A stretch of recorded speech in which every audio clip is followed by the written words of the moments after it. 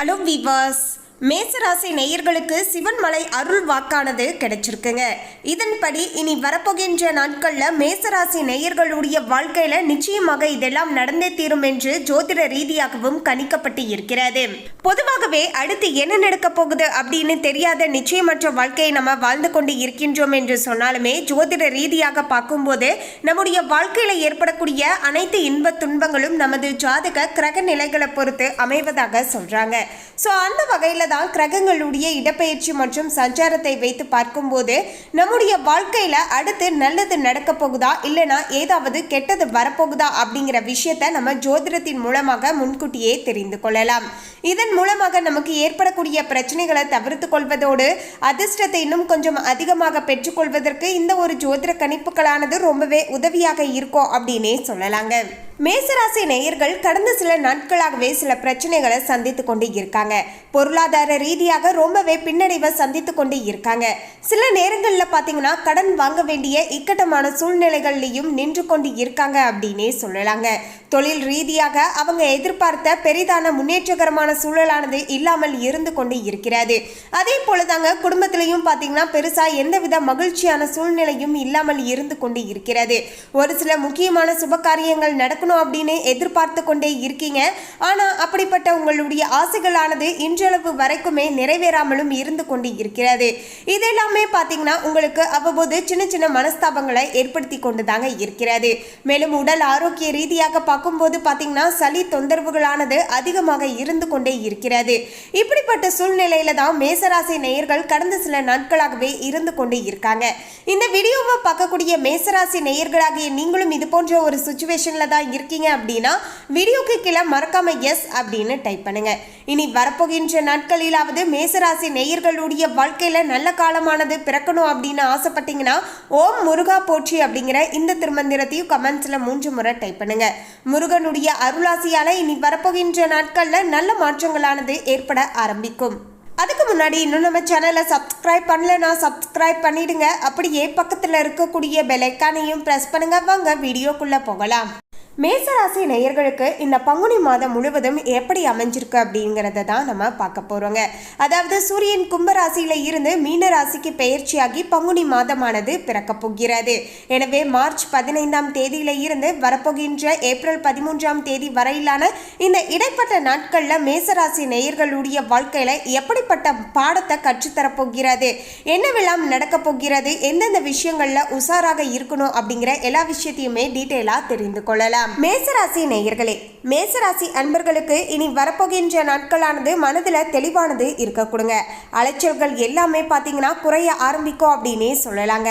தாமதமாக நடந்து கொண்டு இருந்த விஷயங்கள் எல்லாமே பார்த்தீங்கன்னா இப்போது வேகம் எடுக்க ஆரம்பிக்கும் அப்படின்னே சொல்லலாங்க.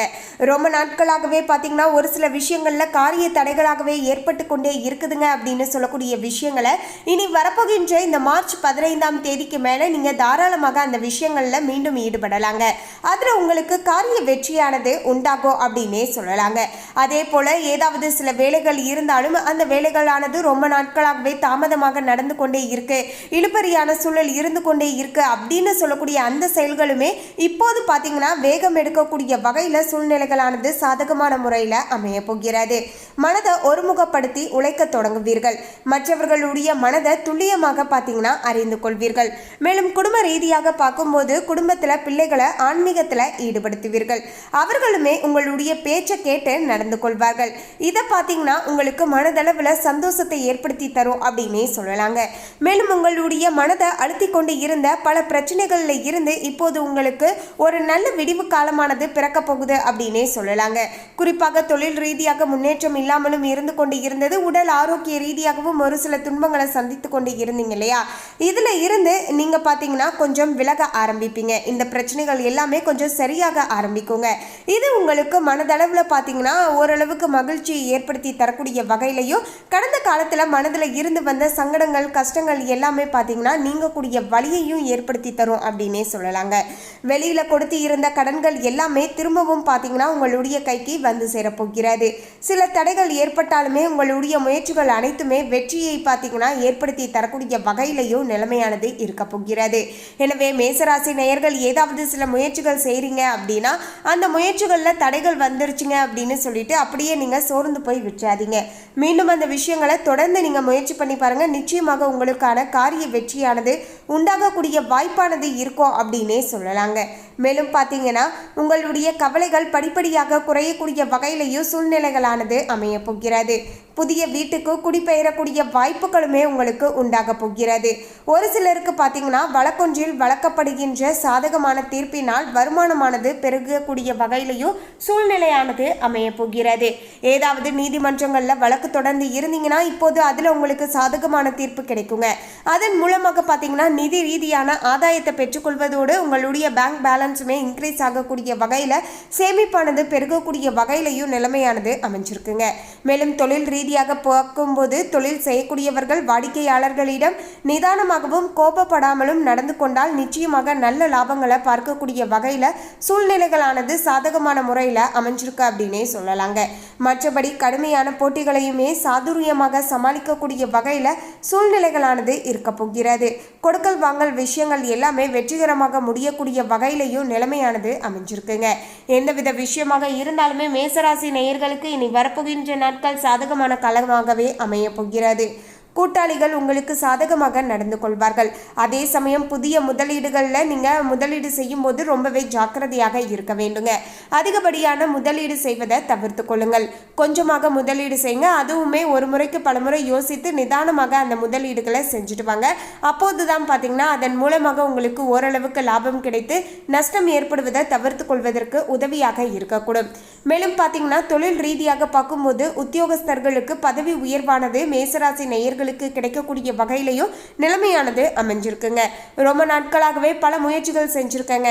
அந்த முயற்சிக்கு ஏற்ப ஒரு அங்கீகாரம் கிடைக்கல. பதவி உயர்வு ரொம்ப நாட்களாகவே நான் எதிர்பார்த்துட்டே தான் இருக்கேன். இந்த மாதம் வரும், அடுத்த மாதம் வரும் அப்படின்னு நானும் ரொம்ப நாட்களாகவே ட்ரை பண்ணிகிட்டே இருக்கேன். ஆனால் எனக்கு இன்னுமே பார்த்தீங்கன்னா அந்த ஒரு நல்ல விஷயமானது நடக்க மாட்டேங்குதுங்க அப்படின்னு சொல்லக்கூடிய மேசராசி நேயர்களுக்கு இனி வரப்போகின்ற நாட்களில் உங்களுக்கு பதவி உயர்வானது கிடைக்கும். மேலும் அலுவலகத்தில் உங்களுக்கு மதிப்பு மரியாதையும் உயரக்கூடுங்க. விரும்பிய இடமாற்றமானது கிடைக்க கொடுங்க.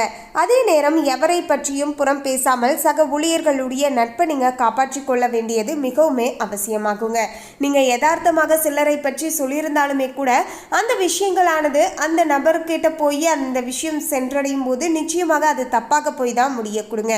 அதன் மூலமாக உங்களுக்கும் அவங்களுக்கும் இடையே தேவையில்லாத மனஸ்தாபங்களானது தொழில் செய்யக்கூடிய இடங்கள்ல ஏற்படலாங்க. ஸோ இது மாதிரி எந்தவித பிரச்சனைகளும் ஏற்படக்கூடாது அப்படின்னு நினைச்சிங்கன்னா உங்களுடைய சக ஊழியர்களை பற்றிய கருத்துக்களை உங்களுடைய சக ஊழியர்கிட்ட நீங்கள் பகிர்ந்து கொள்ள வேண்டாங்க. எதுவாக இருந்தாலும் உங்களுடைய மனதுக்குள்ளேயே வச்சுருங்க. இல்லைனா உங்களுக்கும் யாருக்கும் பிரச்சனையோ அவங்கக்கிட்டேயே போய் ஸ்ட்ரெயிட்டாக இதுதான் எனக்கு பிரச்சனை, இதை நீங்கள் செய்யாதீங்க அப்படிங்கிற மாதிரி சொல்லிடுங்க. இல்லைனா விட்டு விலகி இருப்பது இன்னுமே நல்லதுங்க. ஸோ இந்த 2 விஷயங்களை மட்டும் பண்ணுங்கள். அதை விட்டுட்டு அவங்க இப்படி பண்ணிட்டாங்க அப்படின்னு போய் இன்னொருக்கிட்ட நீங்கள் மனசு நொந்து சொல்லும்போது அந்த விஷயமானது பார்த்தீங்கன்னா நீங்கள் ஒரு ஆங்கிளில் சொல்லியிருப்பீங்க, நீங்கள் ஒரு நோக்கத்தில் சொல்லியிருப்பீங்க. அந்த நோக்கத்தை அவங்க தவறாக புரிஞ்சுக்கிட்டு அவங்க போய் மற்றவங்க கிட்ட சொல்லி அந்த விஷயம் அப்படியே பரவி வரும்போது நிச்சயமாக உங்களுக்கு தான் பார்த்தீங்கன்னா கெட்ட பெயரை ஏற்படுத்தி விட்டுருங்க. என்னமோ நீங்கள் ஏதோ அவங்கள பற்றி தப்பாக சொன்னது போல் ஒரு மாதிரி ப்ரொஜெக்ட் ஆயிரும். ஸோ இந்த மாதிரியான விஷயங்களை நீங்கள் தவிர்த்து கொள்வது மேசராசி நேயர்களுக்கு நல்லதாக இருக்கக்கூடும். முடிஞ்ச அளவுக்கு அடுத்தவங்களை பற்றி புறம் பேச வேண்டாங்க. அரசியல்வாதிகளாக இருக்கக்கூடியவர்களுக்கு தொண்டர்களுடைய தேவைகளை முழுமையாக பூர்த்தி செய்வீர்கள்.